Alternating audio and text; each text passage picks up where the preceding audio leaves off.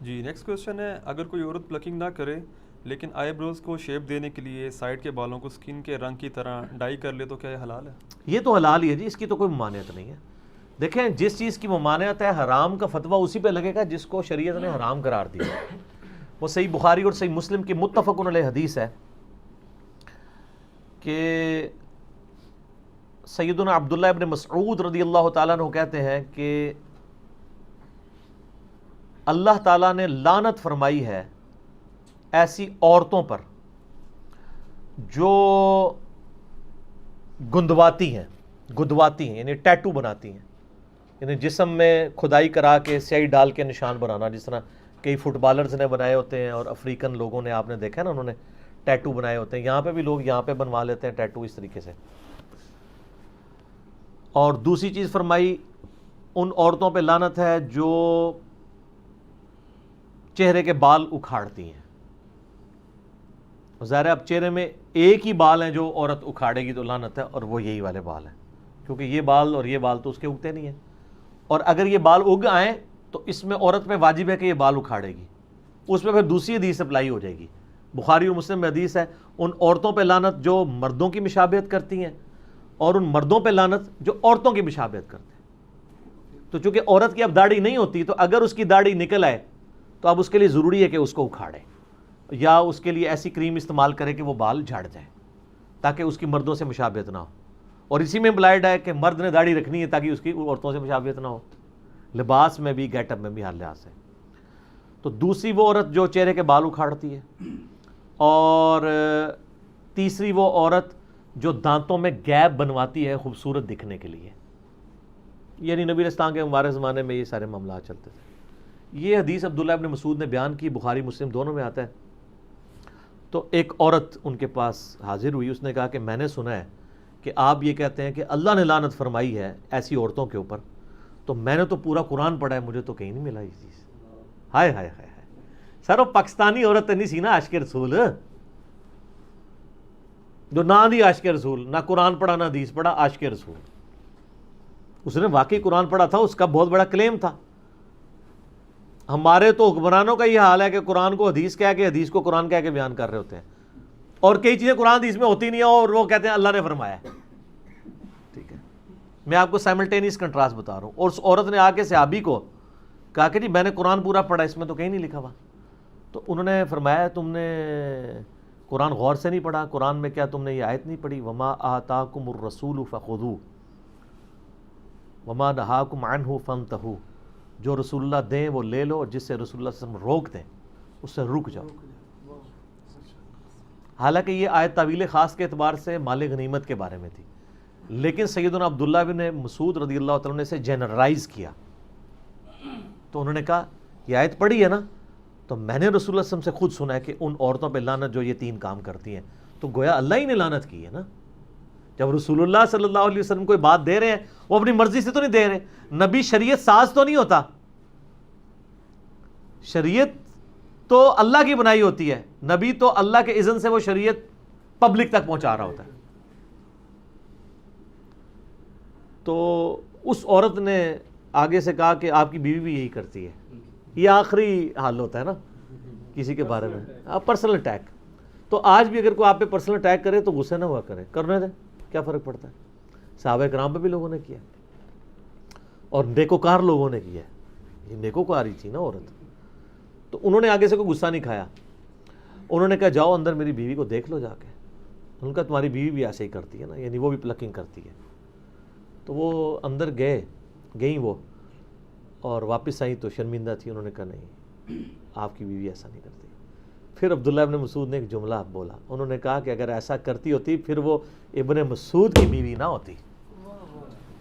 ٹھیک ہے، ابن مسعود تو رسول اللہ کا ماننے والا ہے، اس کے ساتھ ایسی عورت رہ سکتی ہے جو رسول اللہ کی باغی ہو، وہ پھر میری بیوی نہ ہوتی۔ تو یہ یعنی صحابہ کرام فوراً ان کا ایک ایٹیچیوڈ تھا اس حوالے سے۔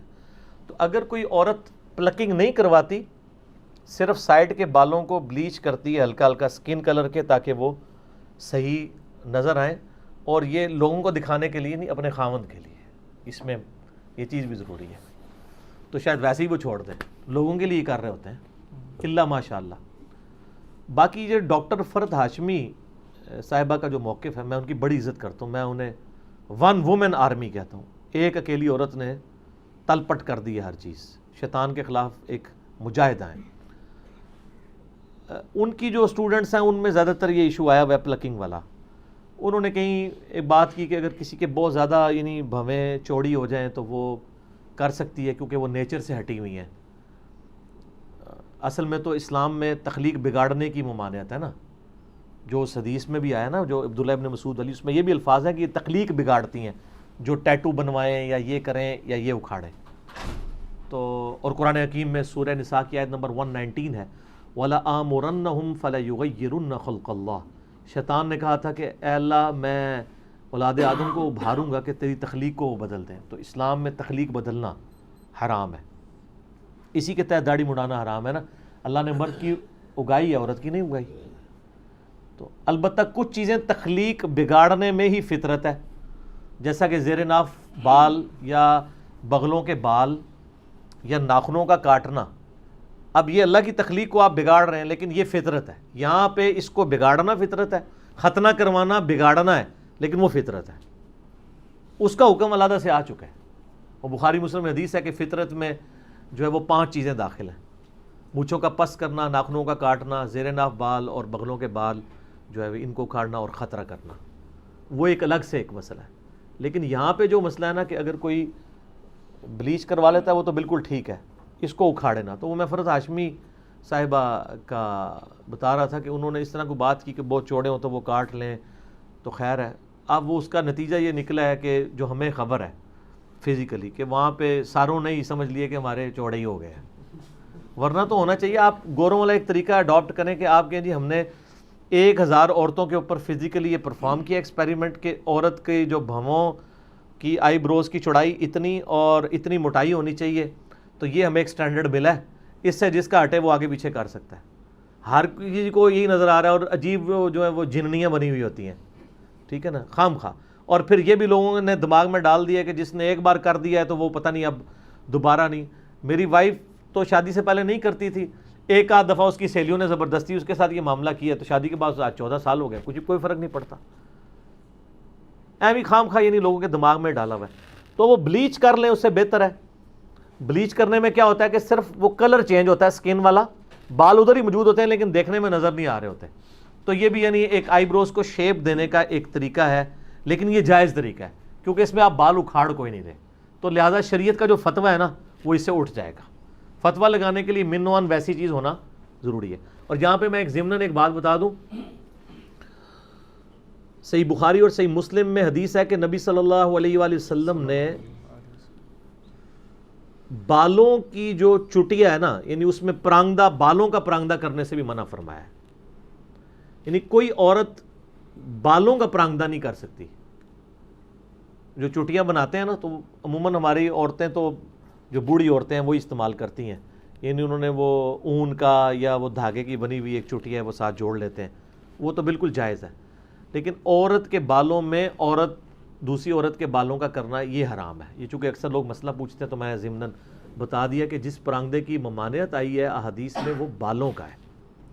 بلکہ صحیح مسلم حدیث ہے کہ حضرت معاویہ رضی اللہ تعالیٰ عنہ جب شام سے مدینہ شریف آئے تو انہوں نے ایک خطبہ دیا. اس میں انہوں نے ایک بہت بڑی چٹیا اپنے ہاتھ میں اٹھائی تھی. انہوں نے کہا کہ لوگوں تمہارے علماء کدھر چلے گئے ہیں؟ کیا رسول اللہ صلی اللہ علیہ وسلم نے ان چیزوں سے منع نہیں کیا تھا؟ اور میں دیکھ رہا ہوں کہ تم لوگ یہاں پہ مدینہ شریف کے اندر یعنی باقاعدہ اس کو یعنی یوز کیا جا رہا ہے. تو یہ باقاعدہ انہوں نے اس کو کنڈیم کیا کہ نبی علیہ السلام نے اس چیز کی ممانعت فرمائی ہے. البتہ جو عام پرانگدے ہیں وہ بالکل درست ہیں. اسی طریقے سے اگر کسی کے بالکل سر کے بال ختم ہو گئے ہیں مرد کے اور سر کے اوپر وہ وگ لگانا چاہتا ہے بشرطے کہ وہ دھوکہ دے کے کوئی رشتہ نہ کرنا چاہ رہا ہو اس کی وجہ سے، تو وگ لگانے کی بھی اجازت ہے. اور جو پرماننٹلی فکسڈ وگیں ہیں ان میں آپ کو وضو کرنے کے لیے، غسل کرنے کے لیے اس کو اتارنے کی بھی ضرورت کوئی نہیں ہے کہ آپ کہیں کہ میں اتاروں گا. اس طریقے سے اب تو خیر اس سے بھی اچھی چیز آ گئی ہے، یعنی ہیئر ٹرانسپلانٹ والا مسئلہ ہے. وہ تو ویسے ہی ٹھیک ہے، وہ آپ کے اوریجنل بال ہیں وہ لگا دیے جاتے ہیں، اس میں تو ویسے کوئی ایشو نہیں ہے. تو یہ میں نے ساتھ ساتھ کچھ مسائل تھے جو اس سے ریلیٹڈ وہ میں نے بتا دیے تاکہ ایشو اس حوالے سے ریزالو ہو جائے. لوگ پوچھتے رہتے ہیں سوال اکثر، میری کوشش ہوتی ہے جو اس سے ریلیٹڈ چیزیں وہ ساتھ ساتھ بیان کر دی جائیں تاکہ کوئی مسئلہ نہ ہو. ٹھیک ہو گیا. علی بھائی اسی میں ضمن سوال ہے، عورت یا مرد کے لیے ہاتھوں یا ٹانگوں سے بال ریموو کرنا کیا یہ بھی جائز ہے؟ اس کی کوئی حرمت اس طریقے سے تو آئی نہیں ہے کہ کوئی کہے کہ ہاتھ اور بال یعنی پاؤں کے بال ریموو کرنے کی کوئی ممانعت ہو، لیکن اس کے ہم میڈیکلی تو نقصانات ہی دیکھ رہے ہیں. وہ ایک بار کرتے ہیں پھر بار بار ان کو مصیبت سے گزرنا پڑتا ہے. اور مجھے بتائیں یہ ٹانگیں جو ہیں اس طریقے سے بال ریموو کر کے اس میں سے کیا نکالنا ہے کسی نے؟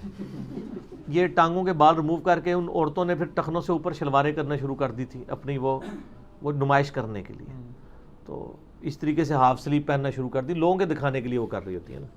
اگر وہ کہتا ہے خامدوں کے لیے کر رہی، خامد ہی عورتیں گال کوئی نہیں مننی ہے. ٹھیک ہے. اور مجھے حدیث یاد آ گئی، بخاری مسلم میں حدیث ہے، نبی صلی اللہ علیہ وآلہ وسلم نے فرمایا کہ مجھے اللہ تعالیٰ نے جہنم دکھائی تو میں نے اپنی امت کی عورتوں کی اکثریت جہنم میں دیکھی. استغفر اللہ، اللہم اجرنا من النار، آمین.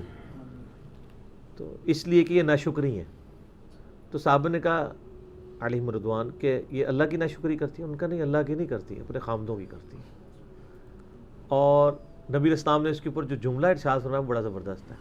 آپ فرمایا ان عورتوں کا یہ حال ہے اگر پوری زندگی ان کا مرد ان کے ساتھ حسن سلوک کرتا رہے اور کبھی کوئی مسئلہ چھوٹا سا بھی مس ہینڈل ہو جائے تو یہ کہتی ہیں جب سے تیرے پاس آئی ہوں میں نے سکھ کا ایک دن بھی نہیں دیکھا.